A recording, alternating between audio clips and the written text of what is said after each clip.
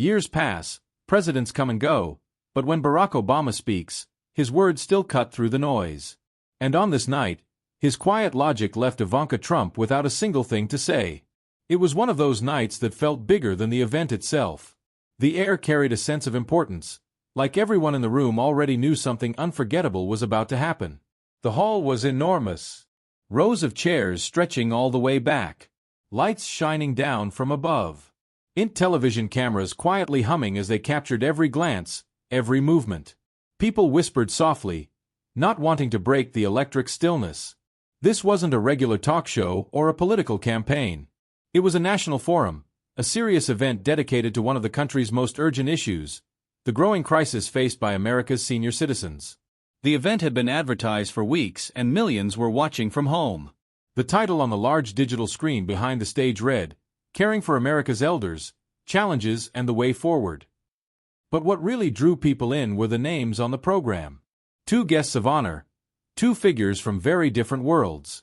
On one side, Barack Obama, the former president known for his calm tone, sharp logic, and ability to turn even the toughest question into a moment of reflection. A man respected not just for what he said, but for how he said it. He had spent years away from politics, but his influence was still undeniable. And on the other side, Ivanka Trump, businesswoman, advisor, and daughter of the sitting president. She carried herself with confidence, perfectly composed, polished in her words and style. To many, she represented a new kind of power, modern, media-savvy, and unshaken under pressure. People weren't just here for a discussion. They were here for a collision. When Obama entered, the room seemed to take a quiet breath. He smiled politely, shaking hands with the moderator, his familiar, calm demeanor disarming yet powerful. Moments later, Ivanka appeared, graceful, smiling, and equally poised. They greeted each other briefly, exchanging a polite handshake that carried the weight of history and rivalry all at once. The cameras flashed. For a second, it looked like harmony. Two public figures coming together to talk about something that truly mattered. But beneath that calm surface, something tense was brewing. The audience could feel it. The journalists sitting in the front row straightened in their chairs. Pens ready. The host, a well-known TV anchor, stepped to the center of the stage and spoke into the microphone, his voice firm and warm at the same time. "Good evening, everyone," he began. "Tonight, we discuss a subject that affects every American family. Our senior citizens, the men and women who worked, served, and sacrificed to build this nation, deserve to live their later years with dignity, comfort, and care." Applause filled the hall. The topic touched hearts immediately. It wasn't about politics. It was about humanity. As the clapping faded, the host continued. "We're honored to have two extraordinary guests with us tonight, Mr. Ivanka Trump and former President Barack Obama. We'll begin with opening questions on the challenges facing America's elderly population." Ivanka smiled confidently. Obama sat quietly, his hands folded, watching her with the same steady patience that once defined his presidency. The host turned to Ivanka first. Trump, he said, "let's begin with you. What should the government's role be in supporting our senior citizens, especially when it comes to health care and daily living costs?" All eyes turned to her. Ivanka leaned toward the microphone. Her voice was smooth, professional, and rehearsed. "Well, first of all," she began, "our administration has always believed in empowering families. We think solutions should come from strong homes and local communities, not just from Washington." She spoke about business incentives, community programs, and the importance of family support. She mentioned her father's economic growth record and how a strong economy benefits older Americans, too. Every sentence sounded crafted, careful, and measured. The kind of response designed to sound perfect, even if it didn't touch the deeper truth. The audience listened, polite, but quiet. They wanted more, something real, something emotional. But Ivanka's words stayed on the surface. When she finished, she smiled confidently and leaned back in her chair. The host nodded and turned to Obama. "Mr. Obama," he said, "what's your perspective on the challenges facing seniors today?" Obama didn't answer right away. He looked thoughtful, like someone who wanted to weigh his words carefully before releasing them. His silence alone drew attention. The audience leaned forward. Finally, he said, I think Ivanka made some good points about families and communities, but I also think there's another side we can't ignore. His tone was calm, but there was power behind it. The kind of quiet confidence that made people instinctively pay attention. He wasn't trying to sound impressive. He was trying to sound real. He paused for a moment, letting the weight of his next words build. Because when a senior citizen spends their life building this country and ends up choosing between buying medicine or buying food, something's wrong. That's not about family values. That's about national values. The audience murmured in agreement. A few people nodded slowly. Even those who disagreed couldn't help but listen. Obama's words flowed like a conversation rather than a speech. Simple, clear, human. His focus wasn't politics. It was people. Ivanka glanced at him, her smile still there, but a little tighter now. She wasn't expecting the quiet force behind his tone. The host looked from one to the other, sensing that what had just started might turn into something far more intense than anyone planned. The first question was over, but the debate had just begun. And deep down, everyone in that hall knew that before the night ended, one of them would walk away with the upper hand and the other a scar they'd never forget.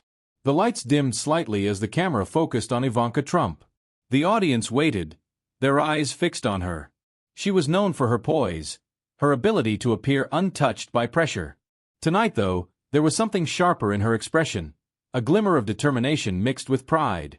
She crossed one leg over the other, straightened her papers, and leaned toward the microphone with a calm, practiced smile. "Thank you," she began, her tone smooth and confident. "It's an honor to be here tonight to discuss something so close to our hearts, how we care for our parents and grandparents." Her words floated, her voice was graceful, but it felt rehearsed. There was an invisible distance between her and the problem she was describing. She wasn't wrong, but she wasn't connecting either.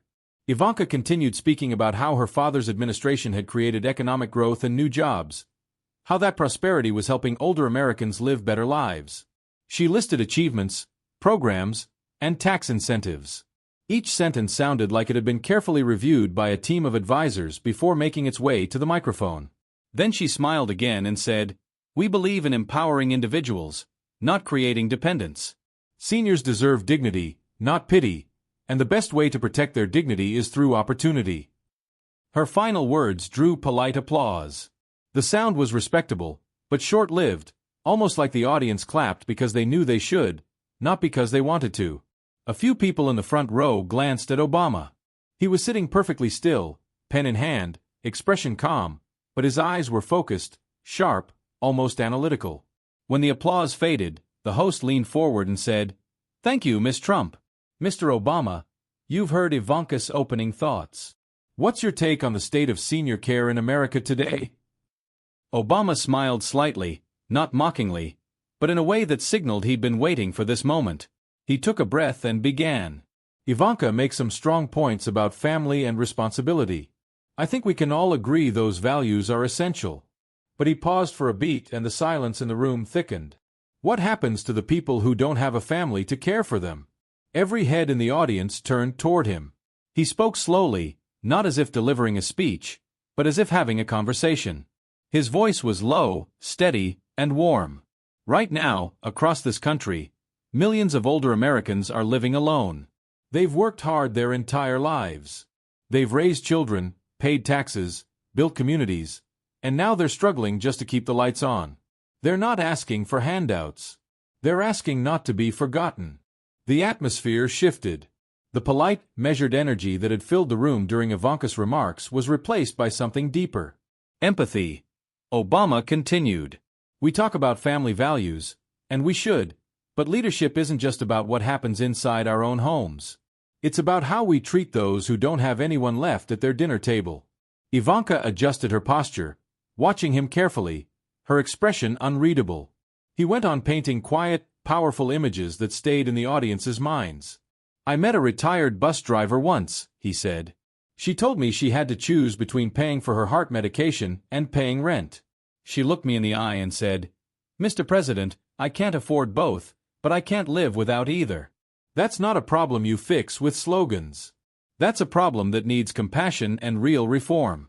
There was no applause yet, just silence. The kind of silence that only comes when people are truly listening. Obama leaned slightly closer to the microphone. Families are strong, but families alone can't fight the rising cost of healthcare. Families can't rewrite Medicare policy. Families can't stop the price of insulin from doubling. He paused again. That's why government exists, not to replace families, but to support them. A few people in the audience started clapping softly. Then it grew louder.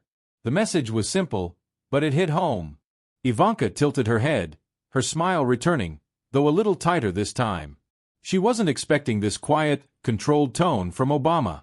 She'd come prepared for a debate filled with political sparring, not this kind of gentle logic that cut deeper than any attack ever could. When the applause faded, Obama added one final thought. Leadership, he said, isn't measured by how loudly you talk about strength. It's measured by how gently you handle those who are weakest. That line hit like a whisper that turned into an echo. The host blinked, stunned for a second, then said softly, "Thank you, Mr. Obama." Ivanka cleared her throat quickly, leaning toward her microphone. "If I may," she said with a small smile, "I think it's important to remember that the private sector can innovate faster than government. We can't keep throwing money at problems. We have to create sustainable solutions through business partnerships." She was recovering, regaining her rhythm, reminding herself that she could not show discomfort. But her voice carried a slight edge now, a defensive note hiding behind her poise. Obama listened without interruption, nodding as if he understood every word.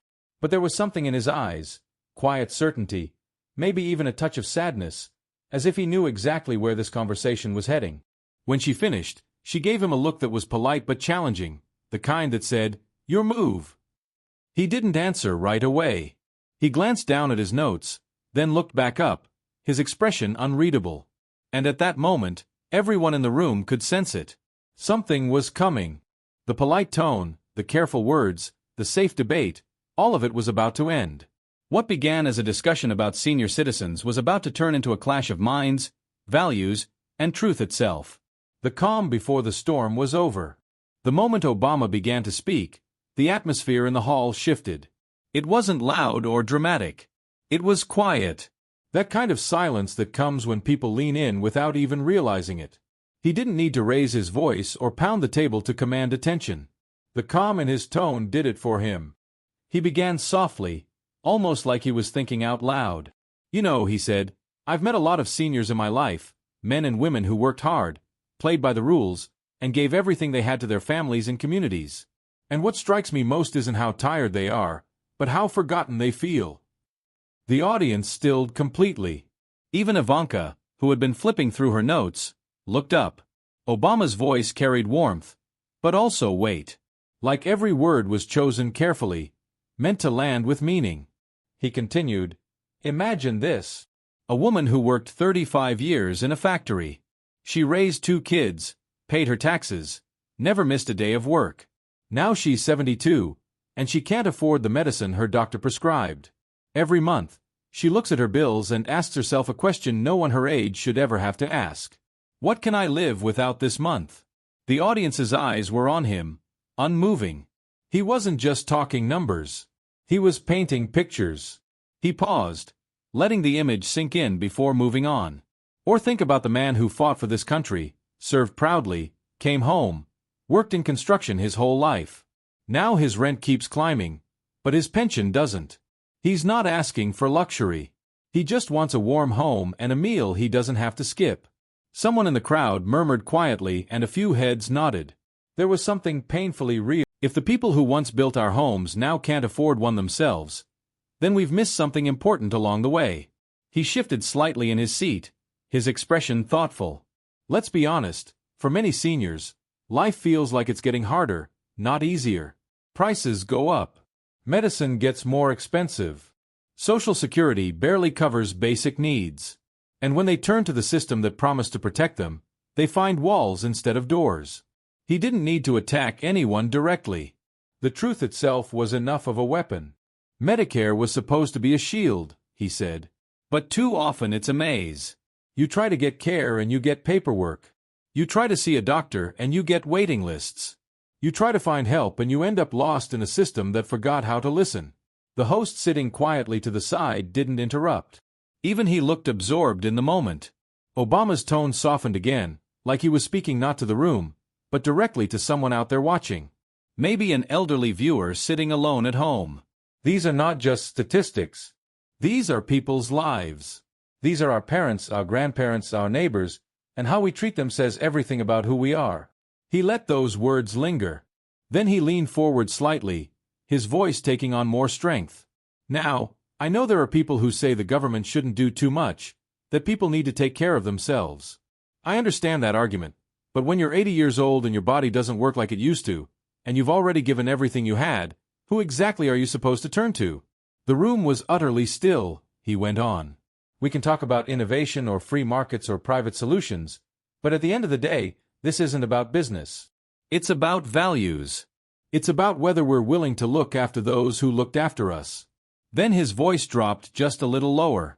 Quiet, steady, and unforgettable. If leadership doesn't care for the people who can no longer fight for themselves, then it's not leadership. It's just power pretending to have a heart. The audience erupted in applause, and longer this time. It wasn't the polite kind of applause Ivanka had received earlier. It was emotional, heartfelt, the kind that comes when something true finally finds words. Obama nodded slightly, acknowledging the response but not basking in it. When the noise faded, he continued, "We need a government that doesn't just talk about numbers on a budget, but talks about the faces behind those numbers. A government that understands that growing old should never mean growing invisible."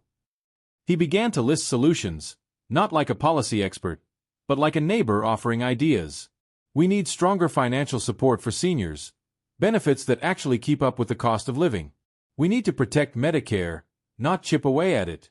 We need affordable housing that keeps people safe and close to their communities. And we need to remember that loneliness is a health crisis, too, because isolation can hurt the heart just as much as any disease.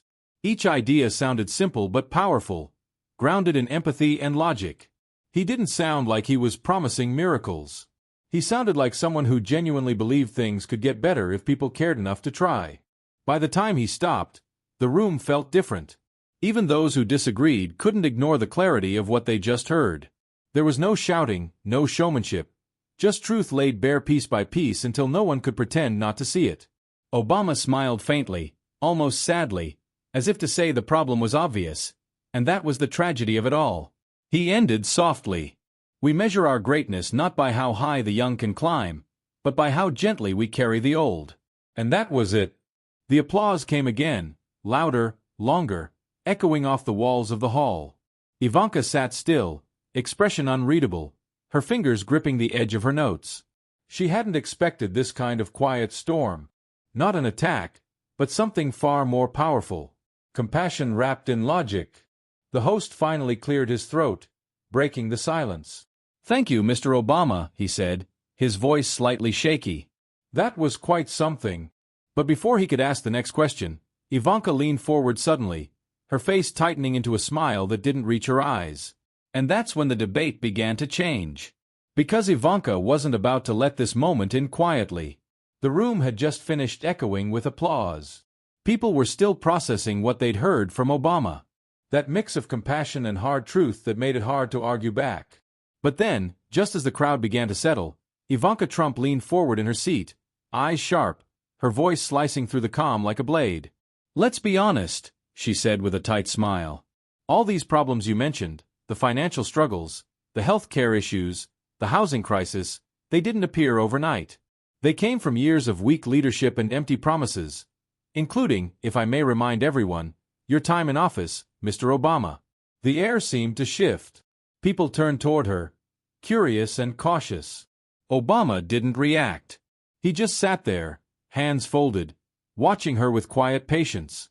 Ivanka pressed on, her tone growing stronger. "You speak about seniors struggling as if you had no part in it. But during your administration, costs went up, programs were mismanaged, and people were left behind. It's interesting that you now stand here acting like the hero of a story you helped write." There was a small murmur in the audience, half agreement, half discomfort. Ivanka sensed it and leaned into it. "You know," she continued, "my father, President Trump, is fixing the mess that others left behind. He's rebuilding the economy, creating jobs, and ensuring that Americans, including seniors, can once again believe in the system. Her words came out rehearsed, polished, the kind of lines that sound good in headlines, but behind them was a cold edge. She turned slightly toward Obama and said, "So, forgive me if I find it a little hard to believe that the man who helped cause the problem is suddenly the one with all the answers." A few gasps rippled through the audience. It wasn't just her words. It was the tone, the way she made it sound personal. Obama didn't move. His face was unreadable, calm as ever. Then Ivanka took it further. "You talk about compassion, but where was that compassion when seniors lost their homes under your watch? Where was that compassion when healthcare premiums rose? You're good with words, Mr. Obama. Always have been. But maybe what this country needs is less talk and more action." There it was, the jab, sharp and deliberate. She wanted to break his calm, to drag him into a back and forth where she could play offense. But Obama didn't take the bait. He took a slow breath, his voice steady when he finally spoke.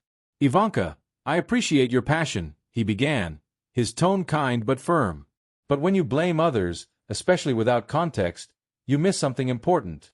That governing is never about one person. It's about the choices we make together, and it's about the people who feel those choices most, the ones who don't have the luxury of power." Ivanka's jaw tightened slightly. "Are you sure Trump is your father?" The words hit like lightning. A collective gasp spread through the hall. Even those who disliked Obama weren't expecting that. Ivanka's face went pale, her expression cracking completely for the first time. "Excuse me," she said, voice trembling between shock and outrage. Obama didn't smile. His tone remained serious, calm, and deliberate. Because leadership built on borrowed power always asks that question. How much of it is truly yours? It was poetic, sharp, impossible to ignore. Ivanka's composure shattered. She tried to laugh it off, but the sound came out brittle. "Wow," she said, shaking her head. "That's low, even for you. I guess when you're out of arguments, you resort to cheap shots. Maybe that's why people stop believing in your so-called wisdom." Obama simply looked at her and said quietly, "Wisdom isn't loud. It just lasts longer." That single line broke the tension, not with laughter, not with applause, but with an unmistakable sense that the conversation had shifted completely in his favor. Ivanka tried to speak again, but the audience wasn't with her anymore. The energy had moved away from her defensiveness and toward Obama's calm authority. He straightened slightly, his tone softening. "You know, Ivanka," he said, "I don't say these things to attack you. I say them because leadership without reflection is dangerous. Power without humility doesn't build nations. It breaks them." There was no anger, no mockery, just truth. And that truth felt heavier than any insult. Then after a long pause, Obama looked out at the audience. "This discussion isn't about who wins or who's right," he said. "It's about who listens. Because if our leaders stop listening, if we stop caring about our elders, our veterans, our most vulnerable, then we lose more than debates, we lose our humanity." The room was silent. Every face was turned toward him. Even Ivanka, for once, didn't speak. Obama stood, smoothing his jacket. "Respect," he said quietly, "isn't something you demand. It's something you earn. And sometimes you earn it by walking away." He nodded to the host, offered a polite smile, and turned to leave the stage. As he walked off, the audience rose to their feet, not with roaring cheers, but with quiet, steady applause, the kind that speaks not of excitement, but of admiration. Ivanka sat still, frozen in place, her eyes following him. For the first time, she looked unsure, not defeated, but shaken. Obama paused at the edge of the stage and glanced back just once. "Think about what kind of leader you want to be," he said softly, "because someday the noise fades and only truth remains." He walked away. The audience stayed standing. And even those who didn't agree with him knew they'd witnessed something rare. Not a man fighting to win, but a man standing for what mattered. And in that quiet, powerful moment, Barack Obama didn't just outsmart Ivanka Trump, he outclassed her.